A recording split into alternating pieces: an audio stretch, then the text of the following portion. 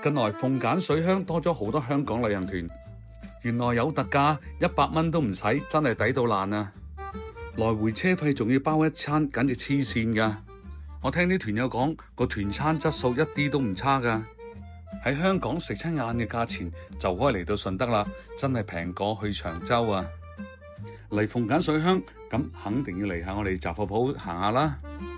最近我推出咗呢款鴨扒軟皮做嘅包包，呢個包包係我自己原創設計，第二度冇得賣嘅。呢隻頭層牛皮摸上去柔軟軟熟，再用植油皮做手環，而最特別嘅呢，我就用咗花梨木嚟到做托底。